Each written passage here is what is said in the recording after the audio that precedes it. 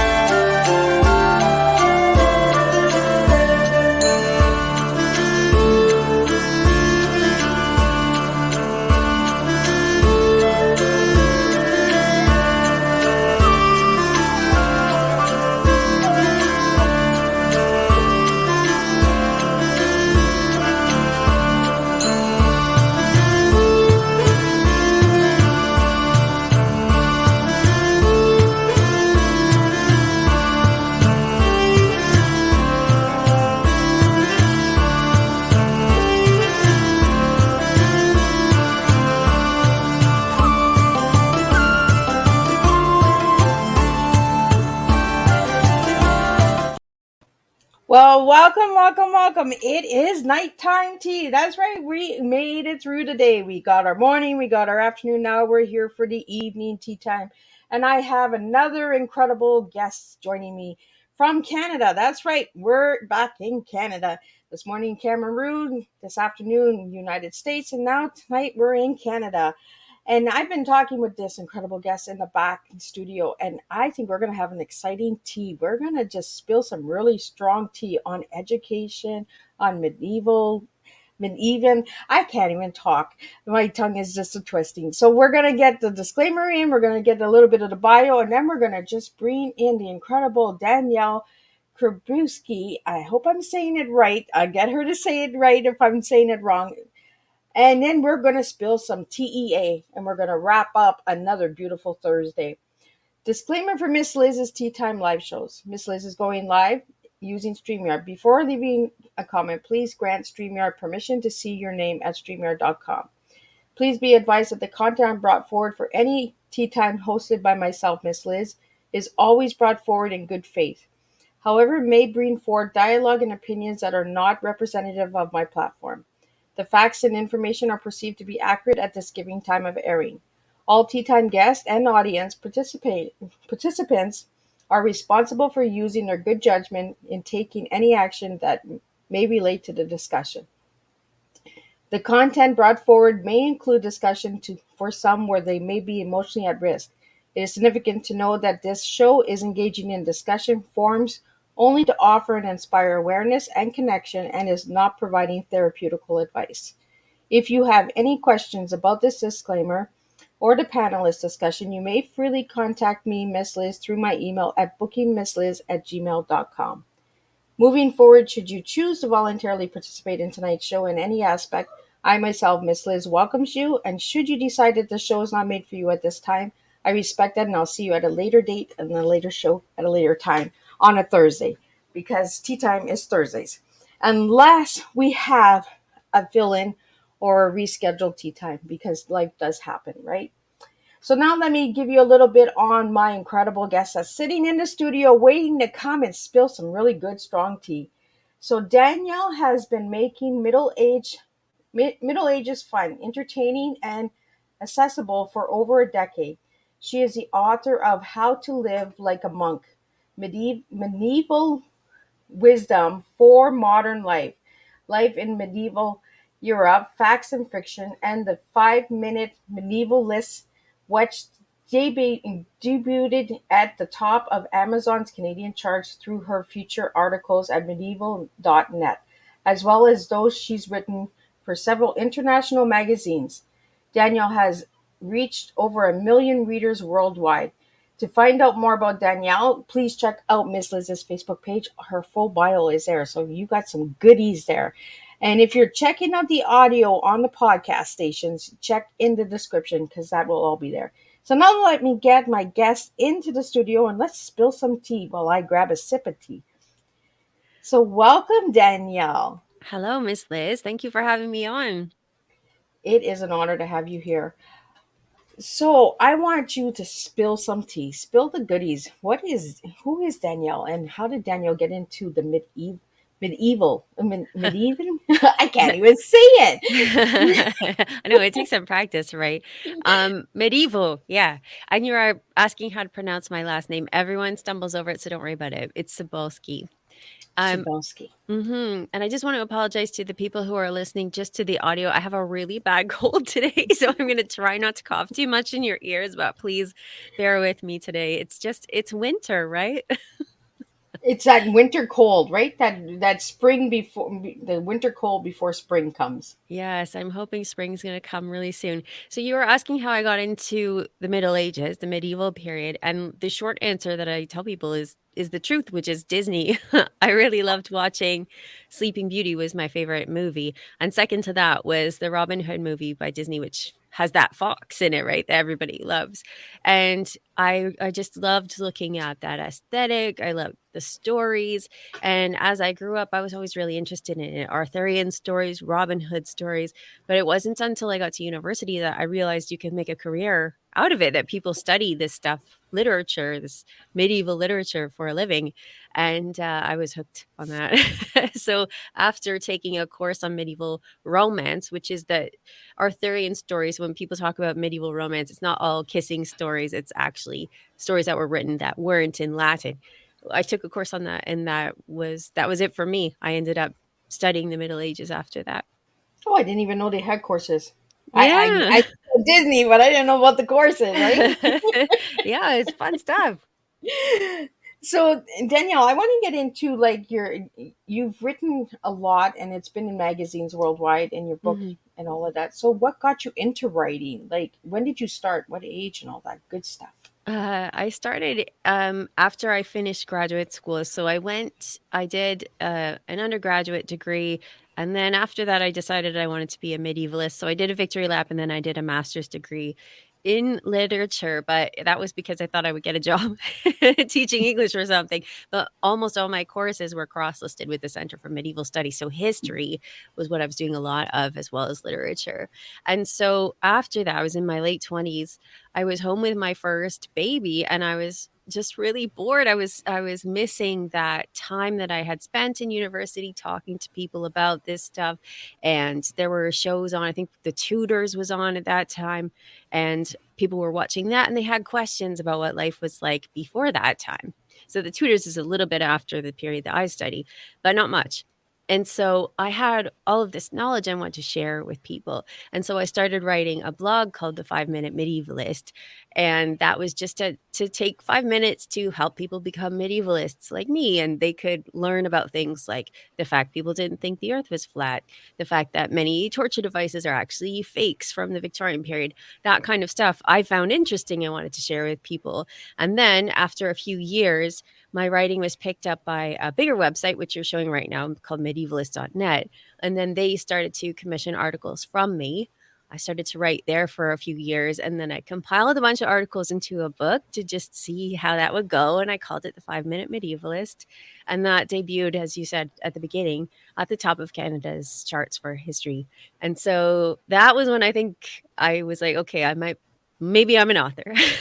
And at that point, I started to write, and two books came after that, as well as a tiny book called The 5 Minute Medievalist Guide to Surviving the Zombie Apocalypse. But my bigger books are the ones that you mentioned, which were Life in Medieval Europe, Fact and Fiction, and the new one, which is How to Live Like a Monk, Medieval Wisdom for Modern Life. So are those the books that are used in the history classes in the schools? Like how does it get into the schools? Yeah. So, first of all, I didn't realize people were using my work in schools because they don't necessarily reach out to an author when they use it, right? So, people were starting to use the articles that I'd written for medievalist.net Oh, in schools and university and college. And one time there was a school Fitchburg State University, where the professor reached out to me and said, I want to have a competition with my students to see who could write like you, who can write accessible medieval history for the public. And so I got to judge a student competition on people writing medieval history for the public. So that was probably the first time I realized it was really getting used. I don't know how extensively life in medieval Europe has been used in classrooms, but then I was asked to help OntarioLearn create a course that could be used in many different colleges at the same time. It was an early online course. So it doesn't seem that long ago, but in 2015, there weren't a lot of courses that were just solely online. So around that time, I was commissioned to help be the subject matter expert for a course that we called the Middle Ages Fact and Fiction. I think it was, yeah, Middle Ages Fact and Fiction. And it's still being taught, although not by me, at colleges around Ontario. I was teaching it for a while, but I'm no longer teaching that one. So, for anybody that's listening and that will listen to the replay later, Danielle, what is Ontario Learn? That's a good question. So OntarioLearn is a platform on which a whole bunch of different colleges can make it so that their students can take an online course that's not otherwise being offered at their college, right? So if you're studying at Cambrian College in Sudbury, for example, you may not have a medievalist on staff. You know, there aren't that many medievalists floating around in Northern Ontario, perhaps. And so you could take, as a student, you could take this online course and get an elective credit in medieval history. And it was really fun course. It's still being offered. It's still a fun course where we have the students watch A Knight's Tale and Robin Hood and things like that. And they get to understand some of the myths that are propagated around the Middle Ages. And they get to understand why it matters, why this history matters. So OntarioLearn is a platform that facilitates online learning for all sorts of Okay. colleges across Ontario. So it's online learning. Yes. Yeah, because I haven't heard of it, and I was like, "What is that?" I said, "I'm gonna pick Danielle's brain when she gets here." Like, what? What Yeah. is that, right? Yeah, it's exclusively for Ontario college students. So other people can't take it, but Okay. the college students are able to take courses that way. So only in Ontario they can use this. So My it's not course like is my anywhere in Canada, right? Just Ontario. my course is only available in Ontario, yeah. But again, I'm not the one who's offering that anymore. Like, I'm not teaching it, but it is the one that I constructed, unless they've updated it in the last 8 years. So you've been in many magazines. So what kind of magazines have you been featured in? I've been featured mostly in ones that are specialized. So, Medieval Warfare magazine and the Medieval magazine, mostly. Those two magazines are edited by people that I met through medievalist.net. So it was an easy way for me to write for them. And then I actually co-edited one volume of Ancient History magazine, which is kind of fun. And I've written for them as well. And then I was featured this past year in BBC History magazine Oh, because I was on their podcast talking about my monk book. So I didn't write for BBC History, but my interview about that book is featured on a new section of that magazine that features podcast episodes. So yeah, I have been in BBC History, but I didn't write for them. so the book that you're talking about is I'm looking here, the monk. Yeah, so that's To how to live live like a monk. So did you right. do research like on a bunch of monks, or like how did you go about that one? Of course you have to do research, right? So this book was actually pitched to me. So I was very lucky in that because I'd written so much, I've written over 200 articles for medievalist.net, so a lot. And Oh, so that publisher, Abbeville Press, came to me and the editor said, I have this idea about talking about monks, medieval monks, and how a lot of the ways that they lived could be applicable to allowing us to live a healthy lifestyle now. Would you like to be the one who makes this come to life? And so I thought, this is great because I didn't know enough about monks at the time. And I wanted to learn more about them because they're work was fundamental in allowing us to actually understand the medieval period. They were the people who did the chronicling, right? So they told us what was happening.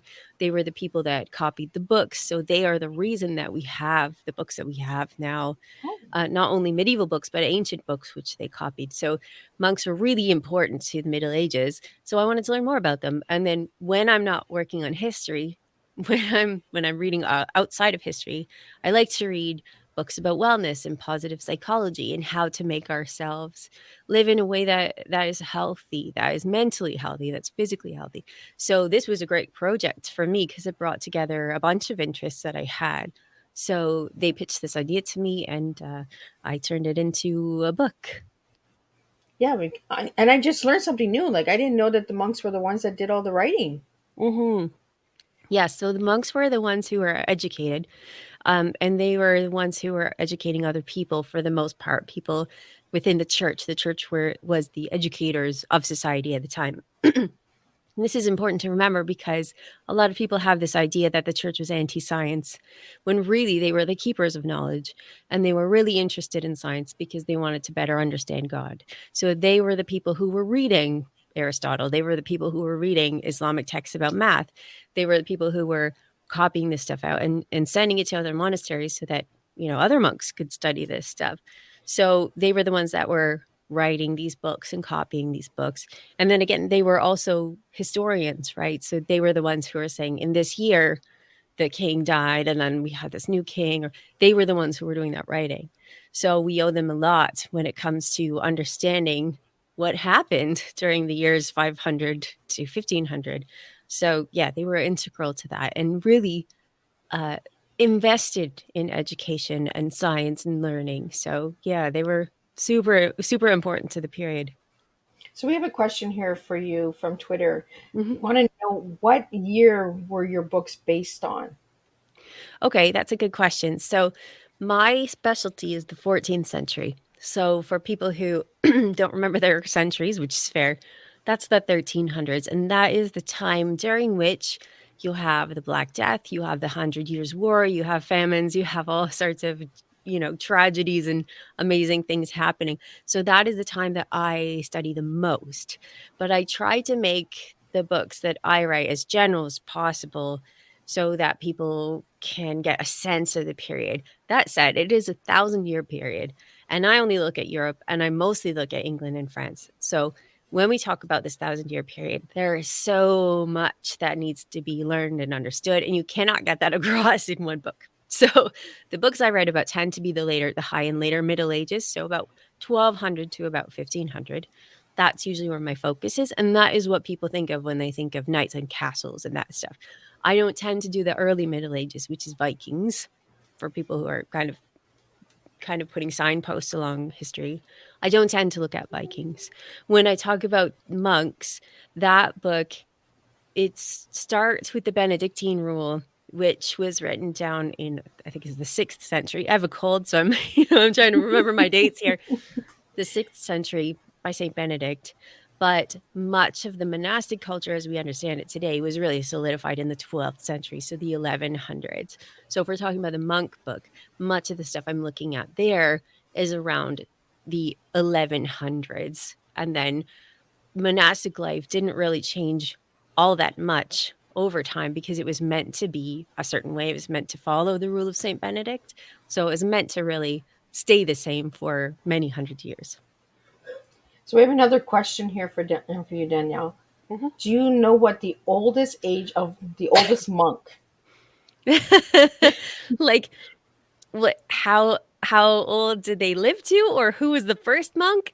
Yeah, I think they're asking who the first monk is here. Mm, okay. Well, I don't know that we can pinpoint it was this guy, but monasticism basically started for Christians with the Desert Fathers. This is the tradition of around how monasticism started. So basically, the Desert Fathers were people who wanted to be hermits. So they wanted to live a life where they were just living in austerity and poverty, just thinking about God all the time. So they'd go away from society and they think about God. And a lot of people wanted to be hermits because this is the ultimate way you can serve God, right? All you're doing is concentrating on worshiping him. But it's really hard to do that without sinning. Like, it's really hard. So basically, in a nutshell, a lot of people who wanted to be hermits but didn't feel like they could do it themselves by themselves joined together and went as communities out as far away from society as they could and started to live together in a way that resembled hermits, but as a community. So they're basically a community of hermits that are trying to live without sin. And it's easier, I think, as we know, I've said in the book too, when we have goals to have cheerleaders and other people on our side helping us get there. And that's Yeah. basically the seed of monasticism, is people working together to help them reach their spiritual goals. But I don't think we can say, Brother Fred was the first one. That's just kind of lost to the sands of time. Right. So, from the way that you're explaining this, Danielle, that's where the monasteries came in, right? Where they Hmm. built these places where it was only men, right, that were monks. Yeah. So that's an interesting point, actually. Monks are men. Okay. And but it's a good question because monks are different from friars. So they live in a similar way in that they take vows of usually poverty, chastity, and obedience. But monks must live, or they're meant to live, away from society in an enclosed community. So you go there, you don't leave unless you have a mission from your abbot, like you're going to do some work in the hospital, or we need you to sell some chickens at market. You're supposed to live in the monastery at all times. Friars are the ones that go out and preach. So when you talk about Friar Tuck, for example, in the Robin Hood legend, he doesn't live in a monastery all the time. He might be traveling around and preaching. So when you think about Franciscans or Dominicans, the ones who go around and beg for their food, the preachers, those are friars, not monks. And then we have nuns. Nuns usually follow the same rules as monks, but they lived in their own communities. And the only real difference was that nuns could not actually perform mass. They couldn't be priests according to tradition. So you Okay. still had to have a priest come in and perform mass. Now, this gets a little bit more complicated and I think exciting because sometimes you'd have double monasteries. So basically, you'd have a wall, and on one side, you'd have the monks area. On the other side, you'd have the nuns area. So they could actually live together but apart. And many of these ones, like there's an abbey called Fontevraud, and they were run by abbesses, by women. So you could sometimes have them together, but still separate. And sometimes, in fact, often, it would be run by an abbess instead of an abbot. So I think that's interesting. So the question of Yeah. like, what is a monk is the first question I answer in the book because it is more complicated than you might think, right? And I always wondered if it was always just men, like, Yeah. because if you don't know about it, you just assume, okay, men and women are monks. But it's a good points that you're making, that the monks were men and the nuns, you know. So there's a lot of history being taught here tonight. So anybody that loves history, jump on and let's hear your comments, let's hear your questions and all of that. Uh, I think the person that was asking the question might be bilingual because of the way that they asked the question. Hmm. I Hmm. hope we gave them the answer that they were looking for, and that. Um, so I want to get into, we talked about the elementary school, the colleges and that. So you have also been in the elementary schools and secondary schools as well, correct? Yeah, yeah. So I have done a little bit of traveling with a group called Blackthorn, which works out of Guelph. So I did a little bit of work with them and we visited schools, but also my book about the zombie apocalypse has been used a couple of times in elementary schools to talk about, well, not only the Middle Ages, because that's the point of the book, is to really just be kind of a fun way to talk about the Middle Ages and technology, but also as a way of helping kids think about things like how you would build a society, what's necessary to it. So the zombie book is really what has been um, most useful to elementary schools. But I've also done a couple of talks because in Ontario, the kids learn about the Middle Ages in grade 5, I think. And so I would go into a couple of grade 5 classrooms and tell them about the Middle Ages. So that's always fun because they do have really interesting questions like, do people have wolves as pets? Oh, I would have never even thought of that. That's what you have kids for. But yeah, what did you have as pets back then? Because there was Well, no cats and dogs, was there? oh yeah, totally. Yeah, but Yeah. cats and dogs would be pets, and some of them were spoiled, but many of them were working because it's another mouth to feed. So dogs and cats would have jobs. A cat's job obviously is going to be a mouser. They were really good at Catch the that. mice. Yeah. And so sometimes monks would smuggle in cats and have them as pets, even though they weren't supposed to have pets. But dogs are a really good example because they were useful as working dogs. So we know that they could be used for security. They were used to pull carts. They were even used as guide dogs. We have one manuscript image of a person who is visually impaired, who's got a cane in one hand and a dog in the other. So dogs had jobs, and those were really common pets. Although there has been uh, some history that's been discovered about a nun, like a convent, where a nun had a monkey, I think, as a pet that she'd smuggled in. We know about this because sometimes a bishop would come in and check on things like, how's everything going here? And everybody would have to like turn out their cells and show all the stuff that they've been hiding.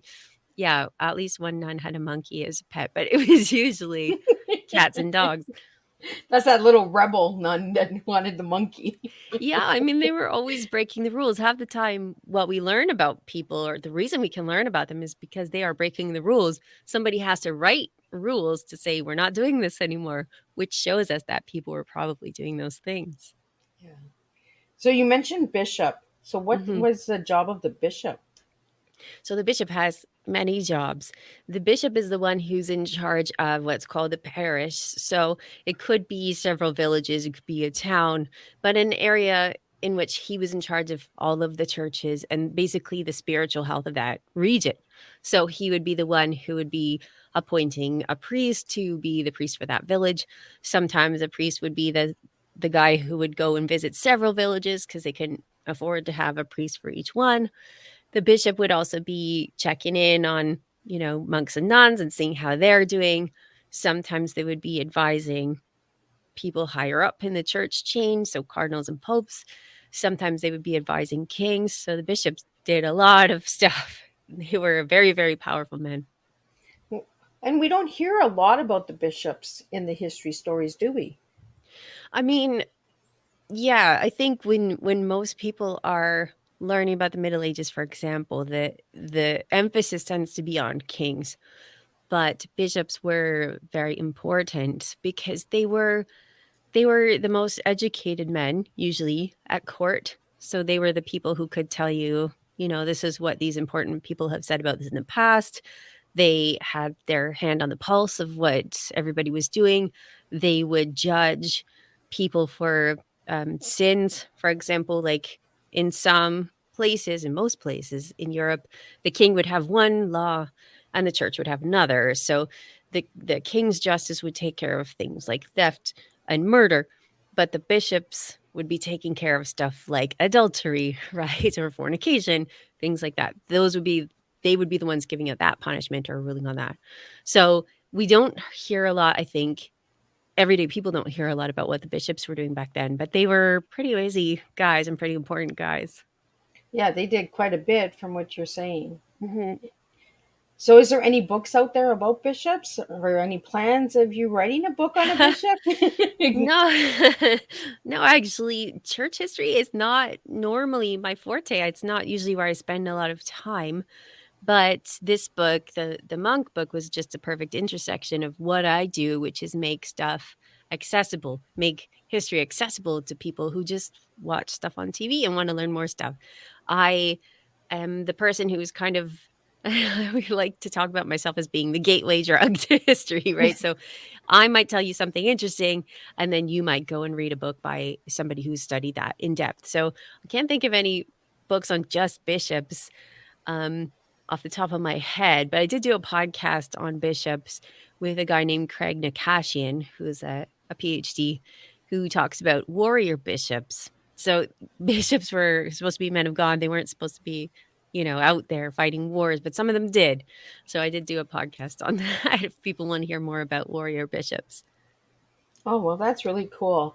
And now that since you're mentioning podcasts and that, Mhm. let's get into a little bit what got you into podcasting. Yeah, okay. Well, I had this idea in the back of my mind for a little while, and it was basically the fact that I had been writing for the internet for 5 years, 5 years at this point. For medievalist.net, I'd been writing for the internet 10 years at that point, and I realized that I had so much information that I want to share. Obviously, you can tell I'm really enthusiastic about it, but people would only find what I was doing if they went to that website on the right day or they were following me on social media. And I was like, I want to reach more people. I want more people to learn this stuff. There are so many myths about the Middle Ages that are just wrong, that make it look like a time that was brutal and dark and just violent. And so I wanted to push back against that narrative.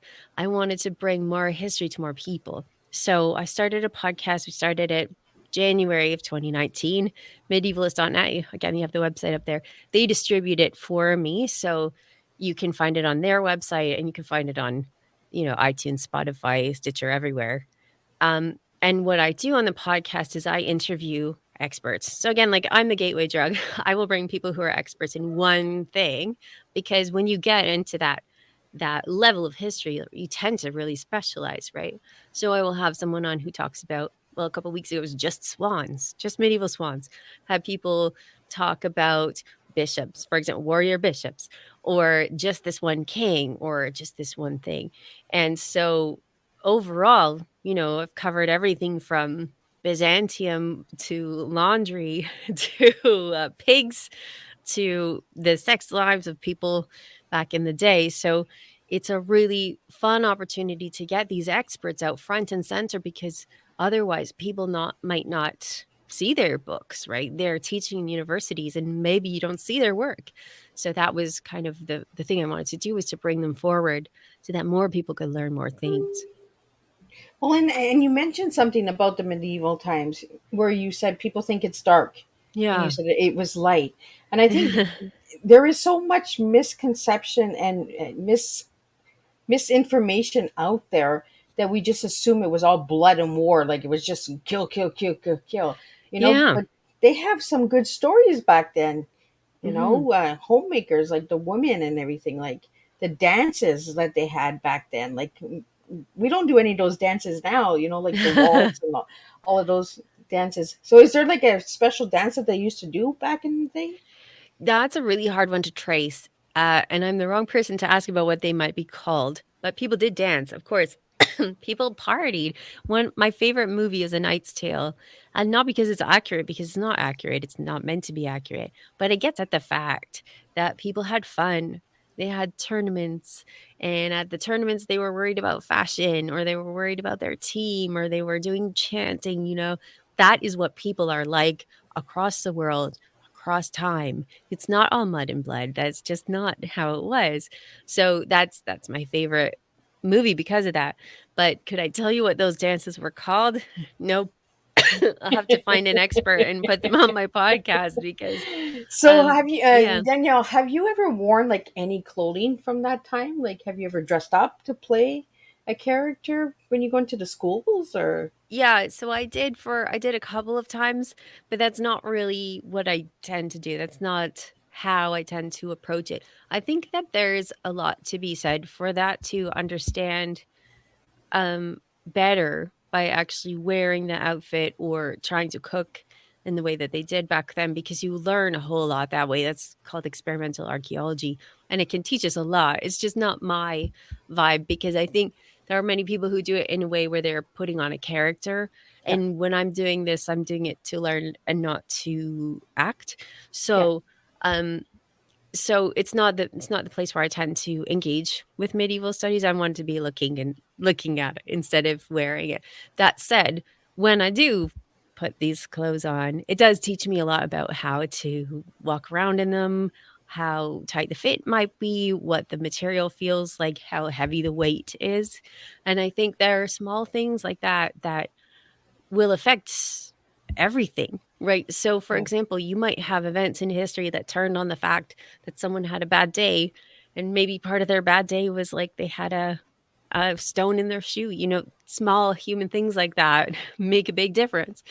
So, there's a lot to be said for wearing this stuff. It's just not what I tend to do. Well, and back then they had many layers too, Hmm. Yeah. you know, and it Yeah. was like pieces of quilts.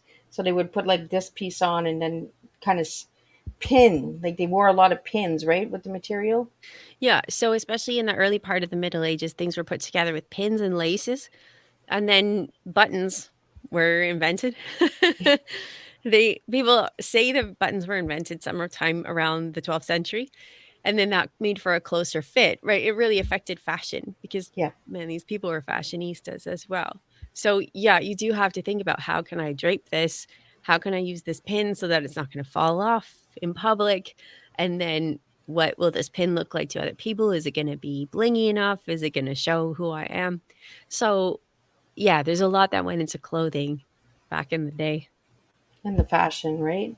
I'm always amazed with the fashion. I'm just like, can you imagine how long it takes to get dressed and how long it takes to get undressed? I'm just like, that's just a whole workout right there. Like, Well, I mean, this is a time before petticoats, right? So if you are walking through a museum, I don't know when the last time you've been to the ROM was, Miss Liz, the Royal Ontario Museum, but if you walk through history, the clothes get more uncomfortable as you get past the Middle Ages. So they weren't wearing corsets in the Middle Ages. They weren't wearing petticoats. They were wearing stuff that was drapey, that was laced, that was much more comfortable. It didn't have that boning in it, right? Like the right? corsets of It's later. some of the No, clothes looks really uncomfortable. Like I can imagine why they would be so moody because some of it looks painful. yeah, but that is after the Middle Ages. So they didn't have those issues during the period that I study. Yeah. So we kind of, as we got older into the newer ages, we kind of just put the bones in and put the put the pain in. Yeah, those whalebone corsets and the high heels and stuff. Yeah, that's later than the period that I studied. People were wearing soft leather shoes. And in some ways, in some places like Italy, they had basically slipper socks. So this woolen hose with a leather sole on it. That looks pretty comfortable to me. Right? We were like putting our slippers on and walking around in slippers all day. Like Yeah. I can do that. I'll do the heels once a year. The Yeah. slippers I'll do the rest Yeah. of the year. So you mentioned courses. So do you provide courses? Did you create courses? Like how does that work, or is that part of the Ontario Learn? Well, this is a big question. I have taught on and off in colleges in Ontario. I'm not currently teaching anything. I also created a course, an online course called the Medieval Masterclass, in which I did a couple of courses, a couple of classes, and then I had experts.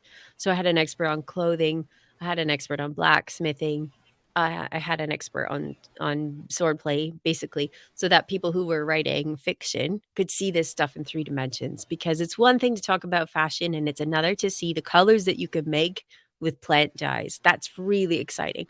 And I think that when people are writing fiction, that's the stuff they need to know.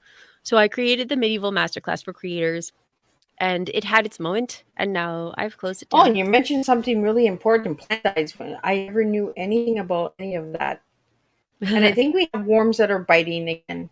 We had the crawl, Kathy's crawling composters on this week Tuesday, and I think they're chewing on the wires again.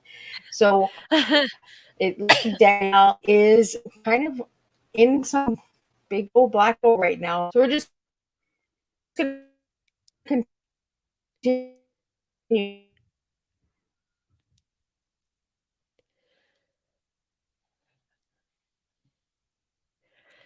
Oh no, I'm still here, but you're frozen.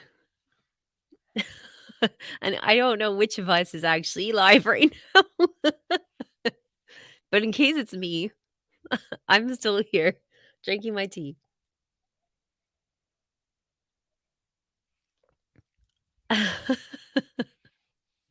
Okay, so here it looks like I'm live. So I will talk about plant eyes for a second until Miss Liz comes back. Okay, so Miss Liz was talking about plant dyes, and you can make all sorts of colors with plants basically by boiling them down and then soaking your plants in it. Hi, Miss Liz, you're back. I was talking about plant dyes while you were gone. I So was you like, please be there because if both of us get kicked off or it closes, then I got to start everything all over again. I'm telling you, it has to be the rain. It has to be the rain in I think Canada. so. We're both experiencing the rain. So I was just saying you can make all sorts of different colors with plant dyes. And the expert that I had, in case people want to look her up, was Katrin Kanya in Germany. So people can look her up later. Oh, well, that's really cool. And thank you for sharing that while I guess I took like a little deep hole in the worm. I had Kathy Crawler's composters on Tuesday where she talked about worms. So I think the worms are chewing on my wires. I'm not sure. But thank you so much for continuing on. So Hmm. do you have any other books out there besides the medieval books? Have you written in any anthology books or has it been just those books? Well, I mean, those have kept me busy. That and the teaching that I've done, because I only just stopped teaching. That's kept me pretty busy. I do have a forthcoming book, which I'm working on editing right now as soon as I get over this cold, which is called Chivalry and Courtesy: Medieval Manners for a Modern World. So it's going to be much like the monk book, which is going to have it has lots of pictures in it, but it's about etiquette and it's about chivalry. And the point of this book is to show people that people had manners back in the day, and what were the manners and what were your responsibilities and your the social niceties that you have. So the first chapter is all about the dinner table. What were you expected to be like at the dinner table? Because I will watch a medieval movie and I will see people behaving in the most disgusting manner. That is just not what it was like. People had tablecloths, they had napkins. They didn't eat off their knives. You know, you weren't allowed to wipe your face on your sleeve. If you had a napkin, you were supposed to use it. You were supposed to wipe your mouth. You were not supposed to double dip. You know, these are really familiar bits of etiquette, but people don't expect that back in the day people had such manners. And it's really, there are two reasons that we have so many myths about the Middle Ages. The first one is we always want to think of progress as like linear and it's going Yeah. straight up to us and we're the pinnacle, which means by definition the people before us were dumber and filthier, which is not how humanity has worked. But the other thing is that during the Reformation, when the church split into Catholic and Protestant, there was a lot of Protestant propaganda about the Middle Ages that was really anti-Catholic, right? Because before Protestantism, everybody was what we now call Catholic. So when Protestants were trying to make themselves look good, they were saying these people are superstitious. So it really was to their advantage to say that, you know, people who practiced Catholicism in the Middle Ages were also superstitious, were also not very smart. So these are some of the reasons that we continue to think that people had no table manners, for example. And this is the work that I'm trying to do, is to try and counteract that. So these movies, the Thorn of the Dragon Head, or I think it's dragons, and Thorn. I'm trying to Game of think. Thrones? Yes. So is that anything close to being the truth, or is that just more misleading facts? uh, it's both. It's tricky because they're like it's authentic and it's authentic because it's super violent. It's very much like, so I've said that this is 100 years, I mean, sorry, 1,000 years of history. Yep. And if you compress it and you pick out the most dramatic incidents, you're going to have wars, you're going to have overthrow, you're going to have intrigue. And what I say to people is like, if you looked at the 20th century and you just picked out the big parts, it would look like people in the 20th century were constantly at war, Yeah. which we weren't during that 100 years. Most of that time was peaceful. During the 1,000 years of the medieval history, most people were not fighting all the time. There was more violence intrinsically, but not to the level that you see at in Game of Thrones, and that's because it's fiction, and that's because it's fantasy. But I really need George R. Martin to stop saying it's real, because it's not real. Not There we it, go. We have it out there. it's exaggerated, and I understand that it's for entertainment, but it is Yeah. exaggerated. Yeah. Well, and that's it, right? And then a lot of people are like, "Well, no, that's the truth. That's the truth." Well, some stuff is exaggerated so that people will watch it, Yeah, exactly. because they want to see that violence, they want to see those fights, you know. I want to know how they served tea back then. Like, did they really serve it nice and elegant, or was it like, here's a teapot, let's have a cup of tea? Like, This is an interesting question. So I mostly study Europe, and in Europe, there wasn't any tea yet. oh, It hadn't made its way over from Eastern Asia. It hadn't made its way over from China for much of the medieval period. So people weren't drinking tea. They were oh, drinking wine and beer.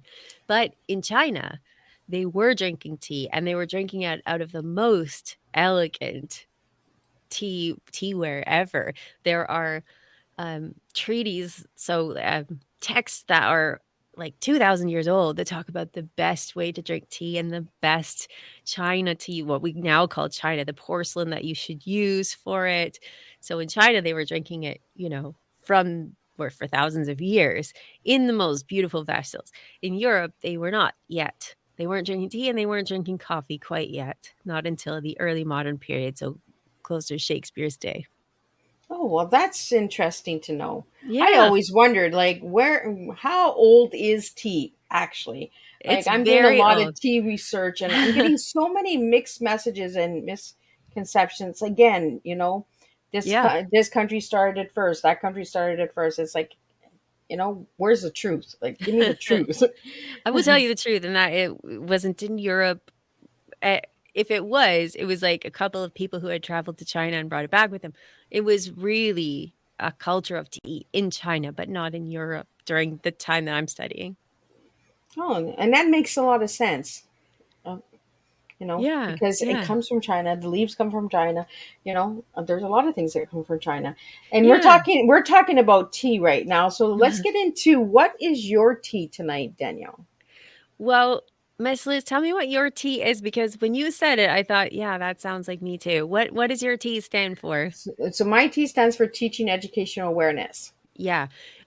Teaching is what I do, education is what I do, awareness is what I do. So that really speaks to me because um so sometimes I do interviews where people say like, how did you get into writing? I never think of myself as a writer, and as I said to you, like, I didn't for a very long time. I think of myself as a teacher, and that is because it's compulsive. I need to share this stuff. I can't help it. I'm like an uncorked genie bottle. I need to share this stuff. And so teaching, education, awareness, that's all the stuff that I'm doing, and I hope to do it in a way that reminds people that we are, as human beings, so similar across the world and across time. And that is an awareness that I'm always hoping to bring to people when I talk about history. So, yeah, I would say your tea is also my tea. But we serve it in a different way because, like, you bring the history to the table, you Mhm. know, Mhm. or I bring a different flow of tea. And it's Mhm. okay because that's like somebody going out and buying Red Rose or Tetley, but you drink it differently. Everyone serves it differently. And Mhm. that's what tea is. We serve it in our own flavors and blends. So it's Mhm. okay to have the same and say, you know what, I'm like you know?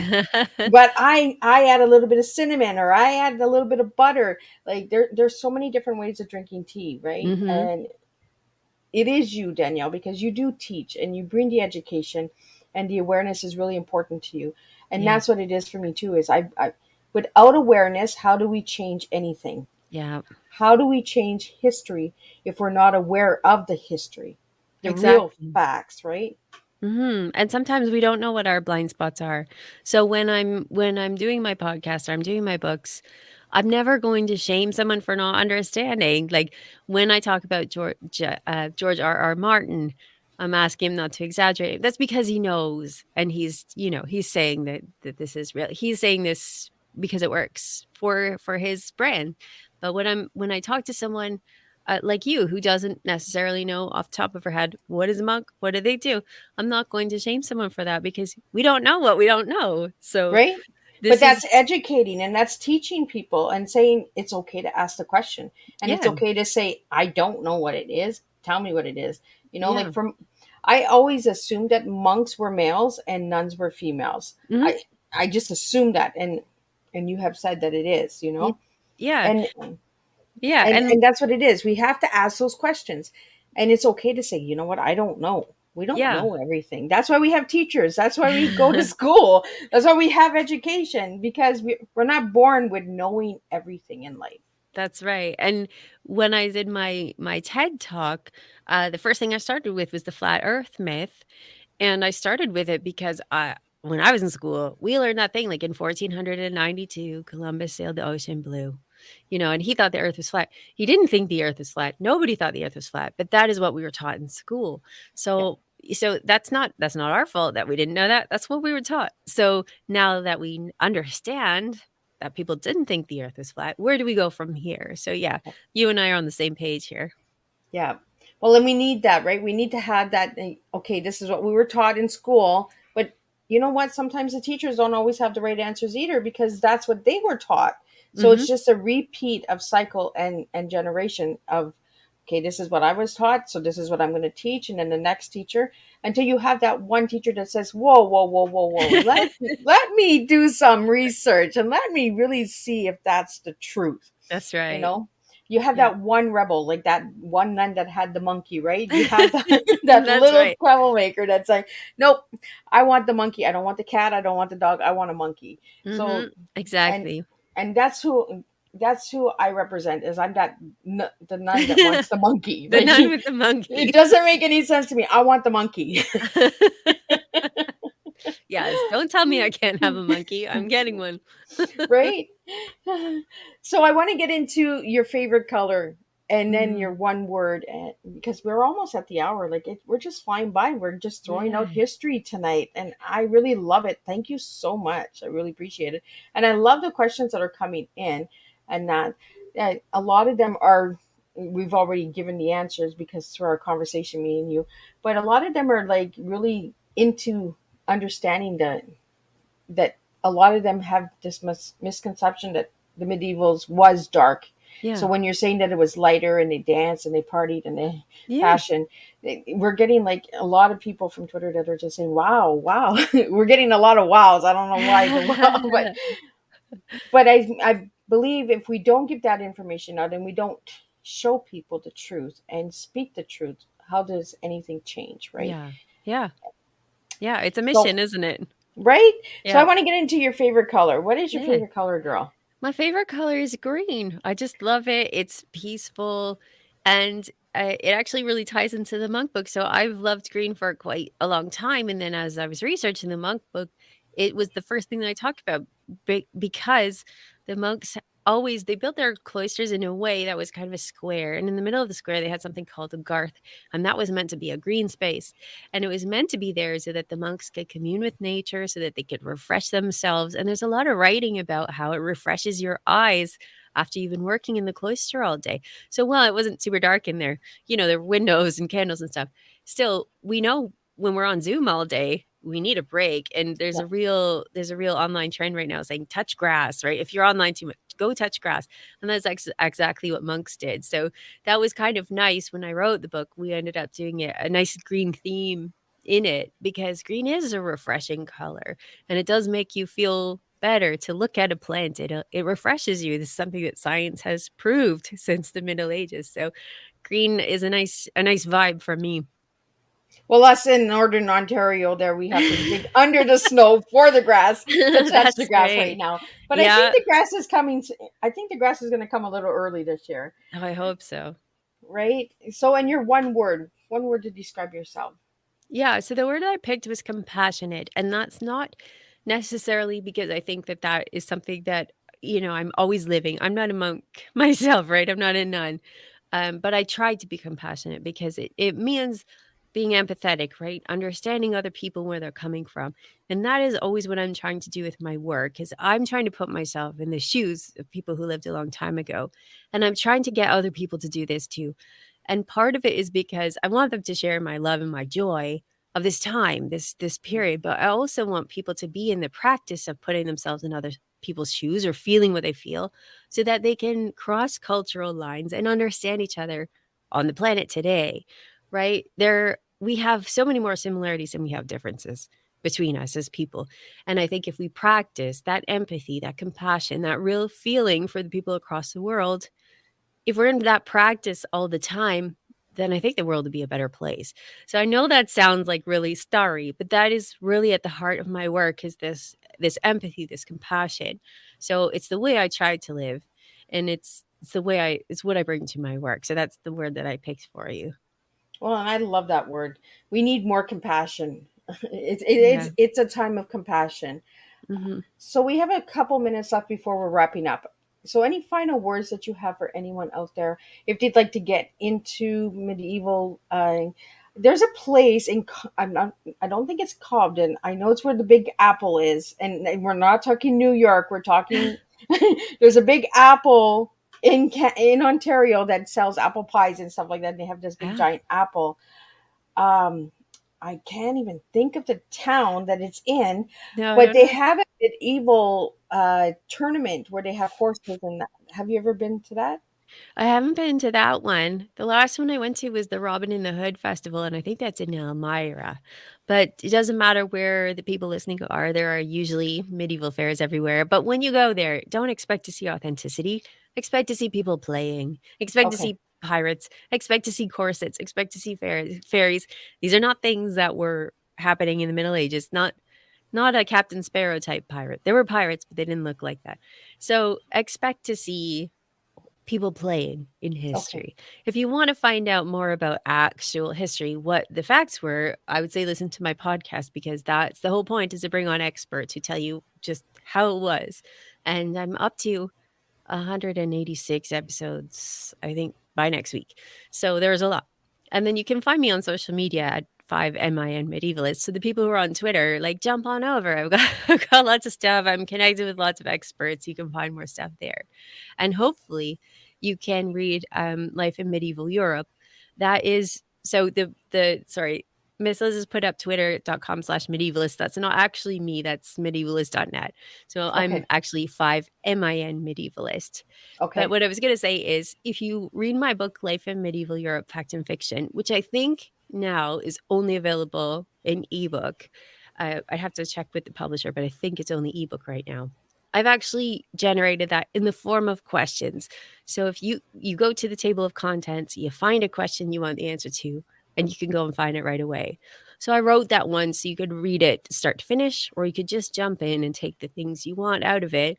And hopefully it's written in a way that speaks to you, that's friendly, and will give you the facts. And then of course at the back I have further reading so that I'm your gateway. You can find even more expert people talking about each of these subjects. So if anybody wanted to find you, Danielle, it's this site, right?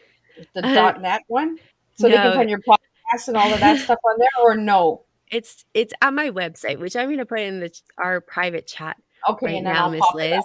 and then I'll put in um where my social media, and I'm on Twitter. I'm rarely on Facebook, but I have a presence on Facebook and Instagram, a little bit on TikTok, not much, and I have a few videos on YouTube as well. So can you find that, Miss Liz? You see it? Yes, I do, and I'm going to pop that up right now so we can see it. There we go. So that's my website. You can find everything I've done there.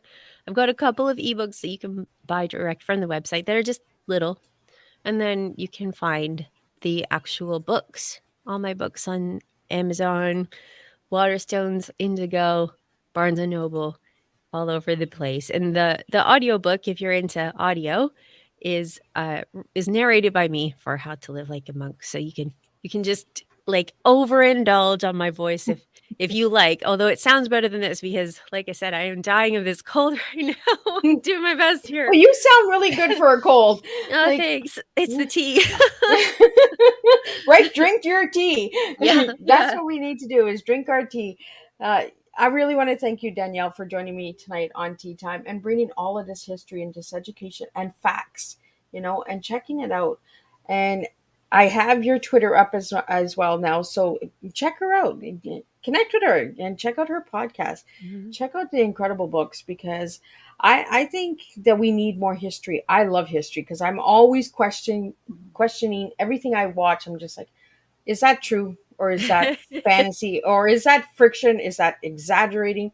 So there's a lot of things that I question a lot. So again, thank you, Danielle, for joining me on Tea Time tonight. It was an honor to have you here. And be sure to check out Danielle, and her full bio is on Miss Liz's Facebook page. I will see everybody next Thursday with 3 more tea times. And we will be having different countries in again. So we have UK, and I think we have 2 United States next week. Or we might have a Canadian one. I'm not sure. But I know we have a UK for sure. So check that one out. And again, we're going to be here from 10, 3, and 7 p.m. Eastern Standard Time every Thursday. If there's a tea time not on a Thursday, it's because it's a rescheduled tea time that was missed in January. Those guests will be popping back in because Mrs. has contacted all of them and they are all rescheduled. So everyone is coming to tea time.